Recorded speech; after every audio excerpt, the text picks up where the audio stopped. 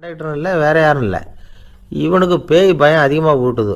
ஏன்னா நடு ராத்திரி இந்த நேரம் பார்த்து அந்த பஸ்ஸு தானே நகர ஆரம்பிச்சுதான். இவனுக்கு இன்னும் பயம் அதிகமாக போட்டுது. ஏன்னா டிரைவர் சீட்டு காலியாக இருக்குது, பஸ்ஸு நகருது. இவன் உடம்பு பூரா நடுங்க ஆரம்பிச்சுட்டுது. வீல்னு கத்தலாமான்னு பார்த்தான். அந்த நேரம் பார்த்து அவன் தோளில் ஒரு கை விழுந்துதான். திடுக்கிட்டு திரும்பி பார்த்துருக்குறான். அங்கே டிரைவர் நிற்கிறார். அவர் சொன்னாராம், ஏன்பா ஏற்கனவே பஸ்ஸு பிரேக் டவுன், நாங்கள்லாம் பின்னாடி இறங்கி நின்று தள்ளிகிட்டு இருக்கிறோம், நீ மட்டும் ஜாலியாக ஏறி உக்காந்துக்கிட்டியா, இறங்கி வந்து தள்ளுப்பா அப்படின்னாராம். இருட்டை கண்டா பயம் உண்டாவதே அது ஏன்? இப்படி ஒரு கேள்வியை ஒரு பெரியவர்கிட்ட கேட்டாங்க. அதுக்கு அவர் பதில் சொல்றார், மனிதனுடைய ஆதிகால வாழ்க்கையில் தொற்றி கொண்ட பயம் இது வேரூன்றி இருக்குது, இன்னமும் போகலை. 50,000 வருஷங்களுக்கு முன்னாடி மனுஷன் குகைகளில் வாழ்ந்தான். பகலில் பயம் இருக்காது, ராத்திரியில் மிருகங்கள் தாக்கும் கொல்லும், நிம்மதியாக தூங்க கூட முடியாது. அதனால் இந்த மனுஷனுக்கு இரவுன்னா மரணம் பயம் அப்படின்னு பழகி போச்சு. மனிதர்களுடைய எல்லா மனசையும் சேர்த்து மொத்தமாக ஒரு மனசு உண்டு. மனிதர்களுடைய நினைவு இந்த மொத்த மனசில் பதிஞ்சிருக்கு, பரவுது. இந்த மொத்த மனசில் இருட்டு பற்றிய பயம் பதிந்து நீடிக்குது அப்படிங்கிறார் அவர். இந்த காலத்தில் இரவை பகலாக்கிறதுக்கு எவ்வளவோ விளக்குகள்லாம் வந்தாச்சு. ராத்திரியிலேயும் மிருகங்கள் தாக்குங்கிற நிலைமை இல்லை. பாதுகாப்பான வீடுகள் விலங்குகளும் விலகி போயிட்டு, விலங்குகள்லாம் விலகி போயிட்டுது, வீடுகளும் பாதுகாப்பாக இருக்குது. சரி, இருந்தாலும் அந்த பழங்கால பயம் இருட்டு பயம் இன்னமும் மனுஷனை விட்டு போகல. இன்னொரு விஷயம் என்னன்னா, இருட்டிலேருந்து வெளிச்சத்துக்கு வராத மனிதர்கள் இன்னைக்கு அதிகம். ஒரு ஆள் ஆற்றுக்கு மீன் பிடிக்கிறதுக்காக போனான், இன்னும் விடியல. அதுக்குள்ளே வலையை எடுத்துகிட்டு கிளம்பி போயிட்டான். வெளிச்சம் வர்றதுக்கு முன்னாடியே போய் சேர்ந்துட்டான். விடிகிற வரைக்கும் என்ன பண்ணுறது, சும்மா கரையிலேயே உட்காந்து காலை ஆட்டிக்கிட்டு இருக்கிறான். காலில் ஏதோ ஒரு சின்ன மூட்டை தட்டுப்பட்டுது. இருட்டில் அது என்னன்னு சரியாக தெரியல. மூட்டைக்குள்ளே சின்ன சின்ன கல்லாக நிறைஞ்சி இருக்குது. சும்மா பொழுது போகணுமேங்கிறதுக்காக இவன் அந்த மூட்டைக்குள்ளே இருந்து ஒவ்வொரு கல்லாக எடுத்து ஆற்றுல வீசிக்கிட்டு இருக்கிறான். விடிகிற வரைக்கும் வேறு வேலை இல்லைங்கிறதுனால எப்படி செஞ்சுக்கிட்டே உட்காந்துருக்கிறான். கிழக்க மெதுவாக வெளிச்சம் தெரிய ஆரம்பிச்சது, பொழுது விடியறதுக்கான அறிகுறி. இதுக்குள்ளே அந்த மூட்டையில் இருந்த எல்லா கல்லையும் எடுத்து வீசி எறிஞ்சுட்டான். கடைசியாக ஒரே ஒரு கல் மட்டும்தான் கையில் பாக்கி இருந்தது.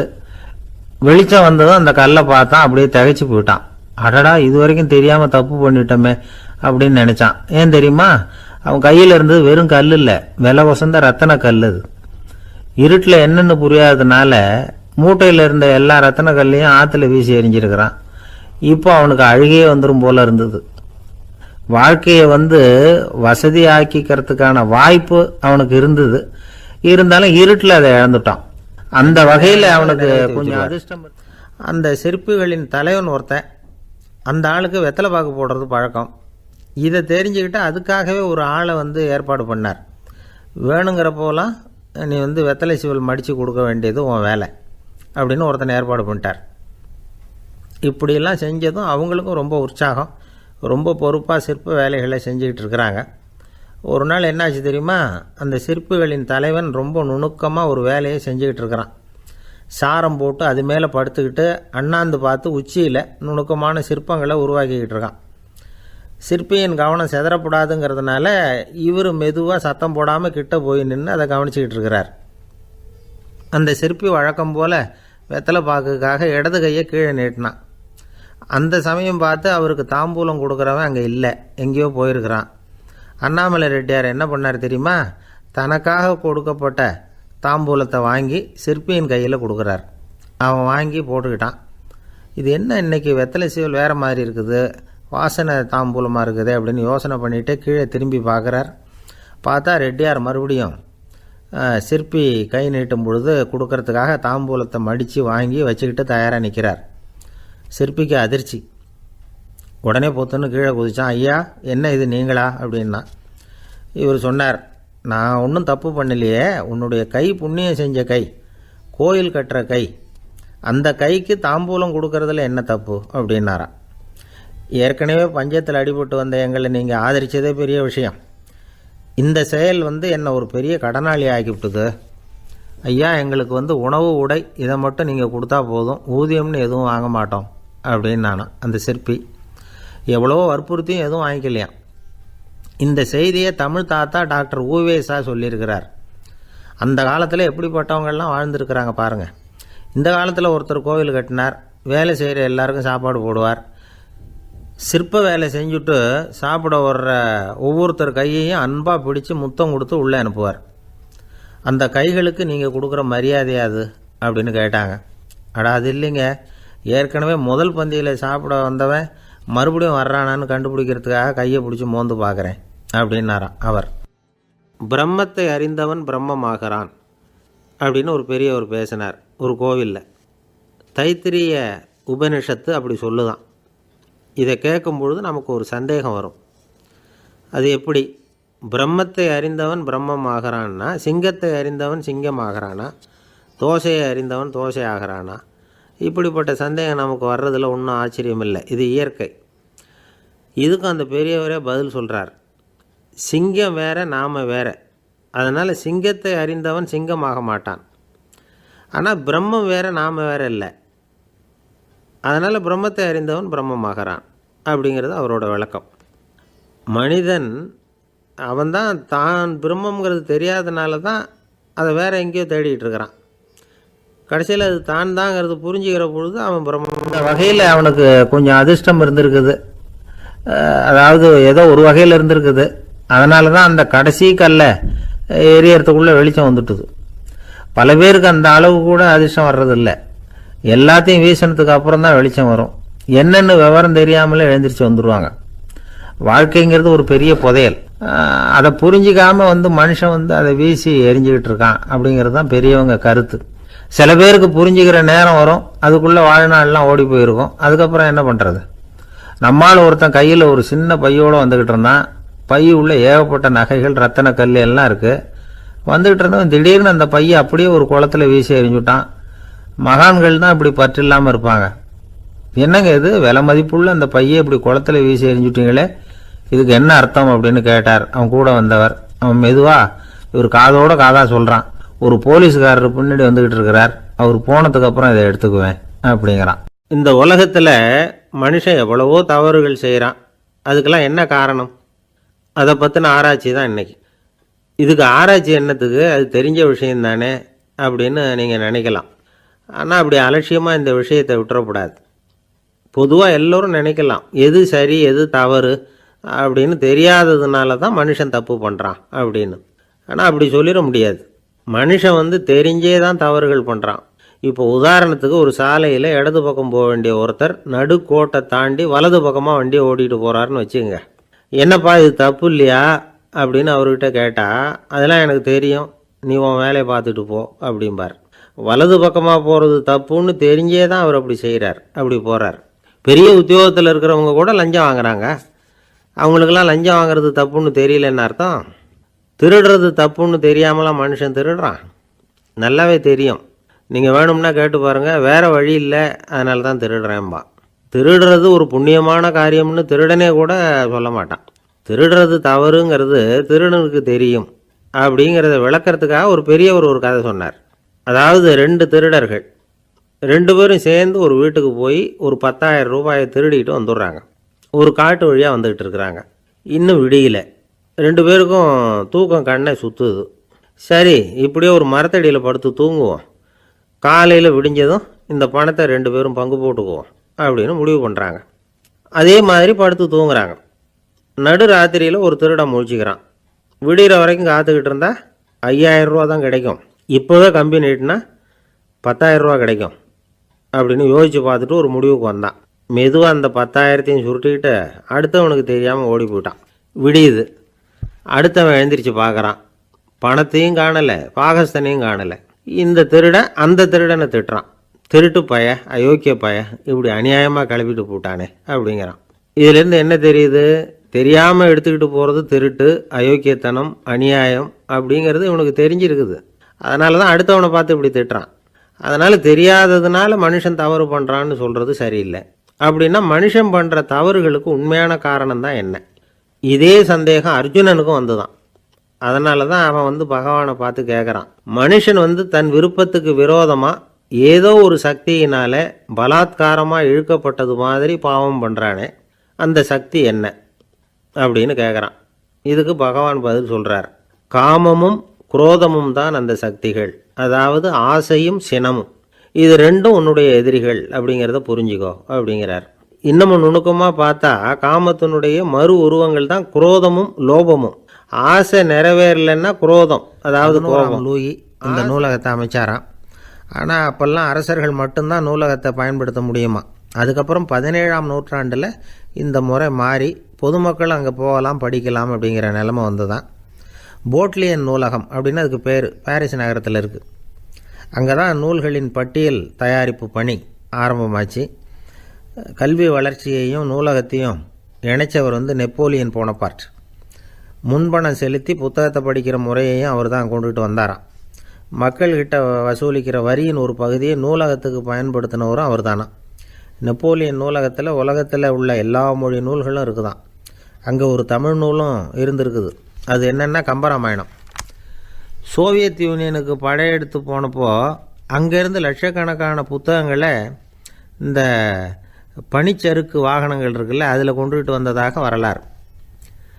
அடுத்தபடியாக குறிப்பிட்டு சொல்லத்தக்க நூலகம் எதுன்னா பிரிட்டிஷ் நூலகம். மிக பழைய கையெழுத்து பிரதியெல்லாம் கூட அங்கே இருக்குது. 1753 ஆரம்பமாச்சு. அதில் உள்ள நூல்களை வந்து வரிசையாக அடுக்கினா 180 கிலோமீட்டர் நீளத்துக்கு வருமா. மிகப்பெரிய நூலகம் அமெரிக்க தலைநகர் வாஷிங்டனில் இருக்குதான். இந்தியாவை பொறுத்த வரைக்கும் பெரிய பழைய நூலகம் எதுன்னா கல்கத்தா நூலகம். எல்லா இந்திய மொழி நூல்களும் இங்கே உண்டு. மகாகவி பாரதியார் நடத்தின இந்தியாங்கிற இதழின் எல்லா பிரதிகளும் அங்கே பாதுகாப்பாக இருக்குது. படிக்கும் பழக்கம் வந்து இங்கே வளர வேண்டியிருக்குது. ஒருத்தர்கிட்ட ஒரு புஸ்தகத்தை கொடுத்து விமர்சனம் எழுத சொல்லியிருந்தாங்க. கொஞ்ச நாள் கழித்து அவரை போய் பார்த்து, என்னங்க புஸ்தகத்தை படித்து பார்த்தீங்களா அப்படின்னு கேட்டாங்களாம். இதுக்கு அவர் சொல்லியிருக்கிறார், இன்னும் நான் படித்து பார்க்கலிங்க, இப்போ தானே விமர்சனமே எழுதி முடிச்சிருக்கிறேன், இனிமே தான் படிக்கணும் அப்படின்னாராம். ஒருத்தர் அவசரமாக போய்கிட்டு இருந்தார். எங்கே போய்கிட்டு இருக்கீங்க அப்படின்னு கேட்டார் ஒரு பெரியவர். கடைக்கு போகிறேன் சார், சாமான் வாங்கிறதுக்கு அப்படின்னார். அங்கே போகிறதுக்கு முன்னாடி தெரிஞ்சிக்க வேண்டியதெல்லாம் தெரிஞ்சுக்கிட்டீங்களா அப்படின்னு கேட்டார் பெரியவர். கடைக்கு போய் காசை கொடுத்து ஒரு பொருளை வாங்கிட்டு வரப்போகிறோம், இதில் தெரிஞ்சிக்க வேண்டியது என்ன இருக்குது அப்படின்னார் அலட்சியமாக. இப்போ அந்த பெரியவர் பேச ஆரம்பித்தார். இந்த உலகத்தில் எந்த ஒரு செயலில் இறங்குறப்போவும் நாம் நல்லா ஆலோசனை பண்ண வேண்டிய விஷயம் 5 அப்படின்னார். உதாரணமாக, ஒருத்தன் கடைக்கு போய் ஏதோ ஒரு பொருளை வாங்கிட்டு வர போகிறான்னு வச்சுக்கங்களேன். அப்போ கூட அவன் வந்து 5 விஷயங்களை பற்றி தெரிஞ்சுக்க வேண்டியிருக்குது அப்படிங்கிறார் அவர். முதல்ல அந்த பொருள் எப்படிப்பட்டது அப்படிங்கிறத தெரிஞ்சுக்கணும். ரெண்டாவதாக தன்னை பற்றியும் தெரிஞ்சுக்கணும். அப்போ தான் அந்த பொருள் தனக்கு தேவையா இல்லையா அப்படிங்கிறத புரிஞ்சுக்க முடியும். மூணாவதாக தெரிஞ்சுக்க வேண்டியது ஒன்று இருக்குது. அது என்னென்னா, அந்த பொருளை அடையிறதுக்கு வழி என்ன அப்படிங்கிறத தெரிஞ்சுக்கணும். அதாவது எவ்வளவு பணம் கொடுத்தா அது கிடைக்கும், இது மாதிரியான விஷயங்கள். நாலாவதாக அந்த பொருளை அடையிறது மூலமாக நாம் அடையக்கூடிய பயன் என்ன அப்படிங்கிறதையும் உணரணும். அஞ்சாவது, அந்த பொருளை அடையிறதுல இருக்கக்கூடிய தடை எது அப்படிங்கிறதையும் நாம் தெரிஞ்சுக்கணும். பெரியவர் பேசுகிறது ஏதோ தத்துவம் மாதிரி தெரியுது இல்லையா? தத்துவம்தான். அதாவது இப்படி உலகியல் வாழ்க்கையில் சின்ன சின்ன விஷயங்கள்லேயே நாம் 5 விஷயங்களை தெரிஞ்சுக்க வேண்டியிருக்குது. அது தேவதூதனின் கவனத்தை வந்து பிணியால் வாடக்கூடிய நோயாளிகளின் பக்கம் திருப்பினாராம். தேவதூதன் ஒன்றும் சொல்லலை, மறைஞ்சிட்டான். அன்னைக்கு சாயந்தரம் பாதிரியார் வந்து மடத்தில் உள்ள தன்னுடைய அறைக்கு போய் இளைப்பாறினார். யோசித்து பார்த்தார்.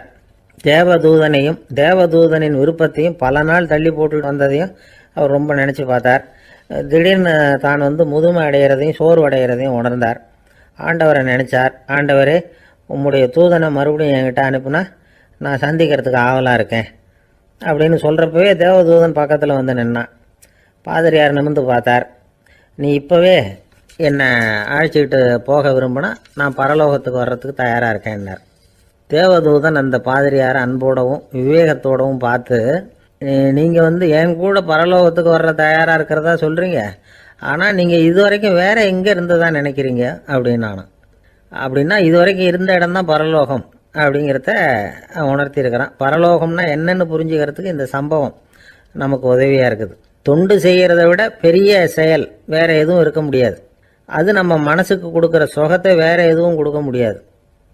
நாம் தொண்டு செய்கிற இடம் தான் அந்த புண்ணிய இடம். ஆனால் இந்த காலத்துல எல்லாம் நாம் வந்து தொண்டு செய்யணும்னு நினச்சி ஏதாவது ஆரம்பித்தா கூட அதை ஒரு மாதிரியாக சுற்றி நின்று வேடிக்கை பார்க்க ஆரம்பிச்சிடுறாங்க. ஒரு பெரியவர் அப்படி தான் ஒரு தொண்டு செஞ்சுக்கிட்டு இருந்தார். ஒரு கோவில் கட்டிக்கிட்டு இருந்தாங்க. அதில் ஒரு இடத்துல ஒரு பலகையை வச்சு ஆணி அடிக்கிற வேலையை செஞ்சுக்கிட்டு இருந்தார் அந்த பெரியவர். ஒரு சின்ன பையன் அதை ரொம்ப ஊக்கமாக அக்கறையாக கவனிச்சுக்கிட்டு இருந்தான். பெரியவர் இதை கவனித்தார். என்னப்பா பார்க்குற, உனக்கும் இது மாதிரி தொண்டு செய்யணும்னு ஆசையாக இருக்கா அப்படின்னு கேட்டார். அதுக்கு அந்த பையன் சொல்கிறான், அப்படி இல்லைங்க, நீங்கள் ஆணி அடிக்கிறப்போ கையில் சுத்தியால் அடிச்சுக்கிட்டா எப்படி துடிப்பீங்க, எப்படி கத்துவீங்கன்னு தெரிஞ்சுக்கிறதுக்காக அதை பார்க்கணும்னு ஆசை, அதுக்காக தான் காத்துக்கிட்டு இருக்கேன் அப்படின்னு நான்.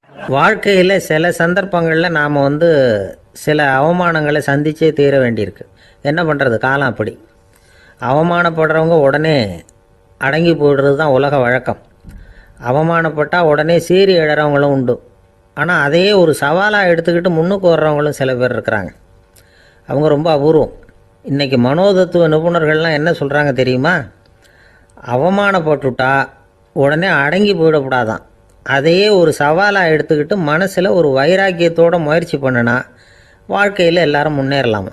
அவமானங்கிறத நாம் வைராக்கியமாக மாற்றிக்கணும். அதுதான் வெற்றிக்கு வழி. ராமர் இந்த பூமியில் பிறந்ததே ஒரு வைராக்கியத்தினால தான் சார் அப்படின்னார் ஒருத்தர். எப்படிங்க அது அப்படின்னு கேட்டேன். அவசியமாக இருக்குது. பேரின்ப நிலைன்னு சொல்கிறாங்கல்ல, அது மாதிரி பெரிய சமாச்சாரங்கள்லேயும் இந்த 5 விஷயங்களை நாம் தெரிஞ்சுக்க வேண்டியிருக்குது. அதுக்கு பேர் என்னன்னா அர்த்த பஞ்சகம்.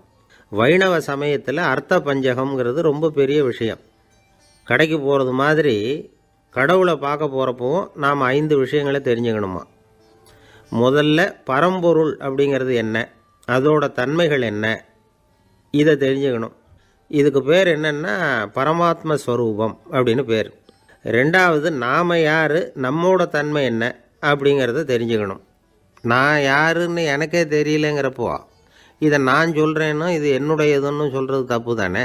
அப்புறம் மூணாவது விஷயம், பரம்பொருளை நாம் அடையிறதுக்கு வழி எது, இதை தெரிஞ்சுக்கணும். இது உபாய ஸ்வரூபம் அப்படின்னு பேர். நாலாவது விஷயம், நாம் அடைய வேண்டிய பயன்கள் என்ன அப்படிங்கிறத தெரிஞ்சுக்கிறது. இதுக்கு புருஷார்த்தம் அப்படின்னு பேர். அஞ்சாவது, அந்த பயனை அடைய விடாமல் தடுக்கிற தடைகள் யாவை அப்படிங்கிறத தெரிஞ்சுக்கிறது. இது விரோதி ஸ்வரூபம். இதைத்தான் தடையியல் அப்படின்னு சொல்கிறாங்க. அதாவது பரமாத்மாவை பற்றிய அறிவு, ஜீவாத்மாவை பற்றிய அறிவு, உபாயம் பற்றிய அறிவு, புருஷார்த்தம் பற்றிய அறிவு, இந்த 4 அறிவுக்கும் எதிரடையாக, அதாவது அதையெல்லாம் தப்பாக புரிஞ்சுக்கிறதால உண்டாகக்கூடிய அறிவு விரோதி ஸ்வரூபம். என்ன இது தகவலில் ஏதாவது கதை சொல்லுவீங்கன்னு பார்த்தா ஏதோ தத்துவம் பேசிகிட்டு இருக்கிறீங்களே அப்படின்னு நினைக்கலாம். இதுவும் தெரிஞ்சிக்க வேண்டிய ஒரு பெரிய விஷயந்தான். காதில் போட்டு வச்சா எப்போவாவது உபயோகப்படும். என்னுடைய நண்பர் ஒருத்தர் ஒரு நாள் என்கிட்ட சொன்னார், சார், அடுத்த மாதம் தஞ்சாவூரில் ஒரு கல்யாணம், போகிறதா வேண்டாமா அப்படின்னு ஒரே குழப்பமாக இருக்குது அப்படின்னார். நான் உடனே இந்த அர்த்த பஞ்சக உபதேசம் பண்ண ஆரம்பித்தேன். அவர் எல்லாத்தையும் பொறுமையாக கேட்டுவிட்டு, சரி சார், நான் போகிறதுன்னு முடிவு பண்ணிவிட்டேன்னார். எப்படி இந்த முடிவுக்கு வந்தீங்க அப்படின்னு கேட்டேன். அவர் சொன்னார், சார், அந்த 2வது பாயிண்ட் ஒன்று சொன்னீங்களே, அதை புரிஞ்சுக்கிட்டதுக்கு அப்புறம்தான் இந்த முடிவுக்கு வந்தேன் அப்படின்னார். என்ன 2வது பாயிண்ட்டுன்னு? அதாவது தன்னை பற்றி புரிஞ்சுக்கணும் அப்படின்னு சொன்னீங்க. உடனே என்னை பற்றி புரிஞ்சுக்கிட்டேன், நான் யாருங்கிறது எனக்கு தெரிஞ்சுது, உடனே போகிறது தான் நல்லதுன்னு முடிவு பண்ணிவிட்டேன்னார். நீங்கள் யாருன்னு கேட்டேன். நான் தான் சார் அந்த கல்யாணத்தில் தாலி கட்ட வேண்டிய மாப்பிள்ளை அப்படின்னார். அந்த காலத்தில் அண்ணாமலை ரெட்டியார்னு ஒருத்தர் இருந்தார். அவர் வெங்கனூர் அப்படிங்கிற கிராமத்தில் இருந்தார். அங்கேருந்து விருத்தாசலம் கோவிலுக்கு தவறாமல் போயிட்டு வந்துக்கிட்டு இருந்தார். இடையில் வெள்ளாறு, அதில் ஒரு சமயம் வெள்ளம் வந்துட்டுது. இவரால் போக முடியல. அதோட விளைவு வெங்கனூர்லேயே ஒரு கோவில் கட்டணும் அப்படின்னு முடிவு பண்ணார், சிவாலயம். அந்த சமயத்தில் வடநாட்டில் பஞ்சம். அதனால் அங்கே இருந்த பல சிற்பிகள் தென்னாட்டை நோக்கி வர ஆரம்பித்தாங்க. அவங்க வெங்கனூர் வழியாக வர்றது தெரிஞ்சதும் இவர் போய் பார்த்தார். இங்கே ஒரு கோவில் கட்டணும், அதுக்கு நீங்கள் உதவணும்னார். பஞ்ச காலத்தில் இப்படி ஒரு வாய்ப்பு கிடைச்சதில் அவங்களுக்கும் ரொம்ப மகிழ்ச்சி. உற்சாகத்தோடு ஒத்துக்கிட்டாங்க. ஆலய திருப்பணி ஆரம்பமாச்சு. அவங்களுக்கு வேண்டிய எல்லா வசதிகளையும் இவர் செஞ்சு கொடுத்தார். அவங்களுக்கு எந்த குறையும் இல்லாமல் பார்த்துக்கிட்டார். அது மட்டும் இல்லை, ஒவ்வொரு நாளும் அங்கே வருவார். உங்களுக்கு என்ன வேணும், எது வேணும்னு கேட்பார்.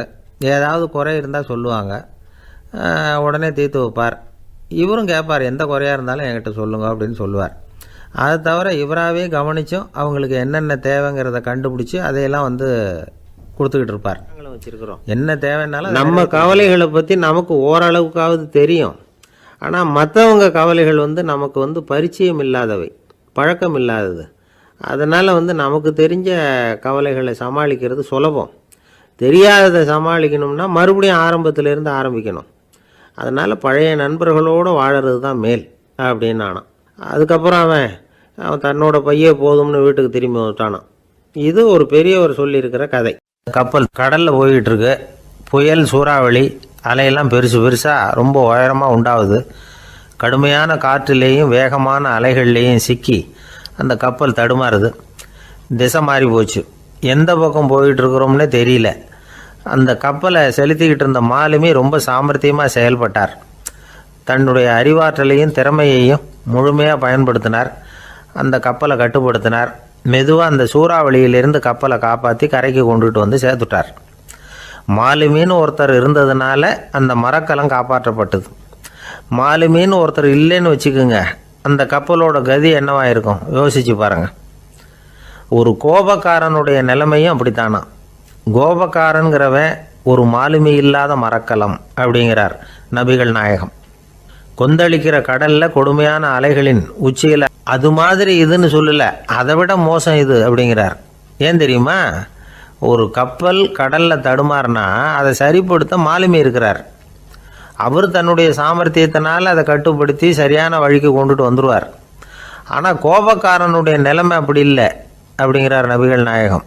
மனித மனம் ஒரு மரக்கலம், அறிவு அதில் இருக்கிற மாலுமி. மாலுமி மரக்கலத்தை செலுத்துகிறான், அவனுக்கு கட்டுப்பட்டு அது ஓடுது. ஆனால் கோபக்காரனுங்கிற மனுஷங்கிட்ட அறிவுங்கிற மாலுமி சரியாக வேலை செய்ய மாட்டான். ஏன்னா கோபம் அந்த மாலுமியின் கண்களை அவிச்சிரும், காதுகளை கேட்காம பண்ணிவிடும். கண்ணையும் காதையும் மூடிவிட்டு கப்பலை ஓட்டுனா எப்படி ஓட்டுறது? அதனால் கோபக்காரன் மாலுமி இல்லாத மரக்கலம். இடி மின்னலில் மாட்டிக்கிட்டு கஷ்டப்படுற கப்பல் மாதிரி கஷ்டப்படுறான். பெரியவங்கள்லாம் என்ன சொல்கிறாங்க? உனக்கு கெடுதல் பண்ணவனுக்கும் நீ நன்மையை செய், எவருடைய விருப்பு வெறுப்பையும் பொருட்படுத்தாதே. பரம எதிரிக்கும் நீ நன்மை செய்ய ஆரம்பித்தா உன்னுடைய தூய நிலையை பார்த்துட்டு அவனும் உனக்கு நெருக்கமான நண்பனாக ஆகிடுவான். ஆசை நிறைவேறிட்டதுன்னா லோபம், அதாவது பேராசை. பாவத்தை கண்ட்ரோல் பண்ணணும்னா அதுக்கு மெயின் சுவிட்சு எது அப்படிங்கிறது இப்போ தான் தெரியுது. அதுக்கு மனுஷன் தெரிஞ்சே தான் தவறு பண்ணுறான் அப்படின்னு பேசிக்கிட்டோமே. அதுக்கு ஒரு உதாரணம். ஒரு ஆள் ஹோட்டலில் சாப்பிட போனான். சாப்பிட்டு முடித்தான். எழுந்திரிச்சு முதலாளிகிட்ட பில்லை கொடுத்தான். காசை கொடுக்கல. முதலாளி பணம் கொடுன்னு கேட்டார். இவன் என்கிட்ட பணம் இல்லைன்னா. முதலாளி கொஞ்சம் கூட அலட்டிக்கல. உள்ளே இருந்து ஒரு ஆளை கூப்பிட்டார். இவனை கூப்பிட்டுக்கிட்டு போய் இட்லி மாவு ஆட்ட சொல்லுன்னார். இவனும் கவலைப்படாமல் உள்ளே போயிட்டான். அப்போது அழைச்சிட்டு போகிற ஆள் கேட்குறான், ஏன் சார் சாப்பிட்றதுக்கு முன்னாடி காசு இல்லைங்கிறது உங்களுக்கு தெரியாதா அப்படின்னு கேட்குறான். தெரியும், காசு இல்லைங்கிறதும் தெரியும், காசு இல்லாமல் சாப்பிட்டா மாவாட்டணுங்கிறதும் தெரியும் அப்படின்னா அந்த ஆள். அப்படின்னா நீங்கள் உங்கள் வீட்லேயே சாப்பிட்ருக்கலாமே அப்படின்னு கேட்குறான் அவன். அதுக்கு இவர் சொல்கிறாரு, அது எப்படி? அங்கே சாப்பிட்டாலும் நான் இதே வேலையை தானே செய்ய வேண்டியிருக்கும் அப்படின்னாரான். நம்மளை மாதிரி ஒரு ஆசாமி அவன் நம்மளை மாதிரியே கற்பனை பண்ணான். அதாவது நாம் தான் இந்த உலகத்தில் ரொம்பவும் கஷ்டப்படுறோம், மற்றவங்கெல்லாம் சந்தோஷமாக இருக்கிறாங்க அப்படின்னு அவன் நினச்சிக்கிட்டான். அவன் ஒரு நாள் கடவுளை வேண்டிக்கிட்டானான், சுவாமி இந்த உலகத்தில் எவ்வளவோ பேர் இருக்கிறாங்க, ஒவ்வொருத்தருக்கும் ஒவ்வொரு விதமான கஷ்டம் இருக்கலாம், ஒத்துக்கிறேன். இருந்தாலும் எனக்கு அது கொஞ்சம் அதிகமாக இருக்கிறது மாதிரி தெரியுது. அதனால் நீங்கள் எனக்காக ஒரு சின்ன உதவி செஞ்சால் போதும். அது வேறு ஒன்றும் இல்லை, என்கிட்ட இருக்கிற துயரங்களை இன்னொருத்தர் யாருக்கிட்டையாவது கொடுத்துருங்க, அவர்கிட்ட இருக்கிற துயரங்களை என்கிட்ட மாற்றி கொடுத்துருங்க. ஒரு மியூச்சுவல் ட்ரான்ஸ்ஃபர், அவ்வளவுதான். அப்படி பண்ணிவிட்டா போதும் அப்படின்னு வேண்டிக்கிட்டானான். அன்னைக்கு ராத்திரியே அவன் ஒரு கனவு கண்டிருக்கான். வானத்திலேருந்து ஒரு குரல் கேட்டிருக்கு. அது என்ன சொல்லிச்சு தெரியுமா? ஏ ஜனங்களே, எல்லாரும் அவங்கவுங்க கஷ்டங்களை ஒரு பையில் போட்டு எடுத்துக்குங்க. அப்படி எடுத்துக்கிட்டு நேராக இந்த ஊர் எல்லையில் இருக்கிற கோயிலுக்கு சேருங்க அப்படின்னு அந்த குரல். ஆஹா, கடவுள் நம்ம பிரார்த்தனைக்கு செவி சாய்ச்சுட்டார் அப்படின்னு சந்தோஷப்பட்டான் இவன். உடனே என்ன பண்ணான்? தன்கிட்ட இருந்த கஷ்டத்தையெல்லாம் ஒரு சாக்கு பையில் போட்டு எடுத்துக்கிட்டான். வீட்டை விட்டு வெளியில் வந்தான். தெருவில் இறங்கி நடக்கிறான். அங்கே பார்த்தா ஏகப்பட்ட பேர் ஆளுக்கு ஒரு பையை தூக்கிக்கிட்டு கோயிலுக்கு போய்கிட்டு இருக்கிறாங்க. சில பேர் மூட்டையாக கட்டி தலையில் சுமந்துக்கிட்டு போய்கிட்டு இருக்கிறாங்க. இவன் பார்த்தான். இவனுக்கு ரொம்ப ஆச்சரியமாக இருந்தது. ஏன்னா எல்லாரும் வச்சிருக்கிற பை இவன் பையை விட பெருசாக இருந்தது. இவன் பை தான் இருக்கிறதுலே கொஞ்சம் சின்னதாக தெரிஞ்சுது. இப்போ அவன் மறுபடியும் சாமியை வேண்டிக்கிட்டான், கடவுளே இப்போ உள்ள சூழ்நிலையை கவனித்தா என்கிட்ட இருக்கிற பையே பரவாயில்லன்னு தோணுது. அதனால் வேற பை எதையும் மாற்ற வேணாம், இதுவே பரவாயில்ல, இந்த பையோடு திரும்பி வீட்டுக்கு போனால் போதும்னு நினைக்கிறேன் அப்படின்னு எதோ நினைக்க ஆரம்பிச்சுட்டான் அவன். எல்லோரும் கோயிலுக்கு போய் சேர்ந்தாங்க. கோயிலில் அந்த குரல் மறுபடியும் கேட்டுது. எல்லாரும் அவங்கவுங்க பைகளை சோகத்தில் தொங்க விடுங்க, திடீர்னு விளக்குகள் அணையும், மணி அடிக்கப்படும், அதுதான் அடையாளம். அந்த சமயத்தில் இருட்டில் உங்களுக்கு வேண்டிய பையை நீங்கள் மாற்றி எடுத்துக்கலாம், தேர்ந்தெடுத்துக்கலாம். வெளிச்சம் இருக்கிறப்பவே உங்களுக்கு பிடிச்ச பைக்கு பக்கமாக பார்த்து நீங்கள் நின்றுக்கலாம் அப்படின்னு சொல்லி விவரம் சொல்லிச்சான் அந்த குரல். அப்படி சொன்னதுக்கப்புறம் திடீர்னு விளக்கு அணைஞ்சிது, மணி அடிச்சுது. கொஞ்ச நேரம் கழித்து மறுபடியும் விளக்குகள்லாம் எரிஞ்சுது. இப்போ பார்த்தா எல்லாரும் அவங்கவுங்க பையையே கெட்டியாக பிடிச்சிக்கிட்டு நிற்கிறாங்க. இவனும் அப்படியே நிற்கிறான். இவன் மெதுவாக பக்கத்தில் நிற்கிறவங்ககிட்ட கேட்டானா, ஏன் நீங்கள் பையை கையிலேயே வச்சுருக்கிறீங்க, செவுத்தில் மாட்டலையா அப்படின்னு கேட்டிருக்கான். இல்லைப்பா, நீ ஏன் கையிலேயே வச்சுருக்கிறியோ அதே காரணத்துக்காக தான் நாங்களும் வச்சுருக்கிறோம், நண்பனாக ஆகிடுவா. நம்ம கவலை இதுதான் பெரியவங்க நமக்கு சொல்லியிருக்கிறது.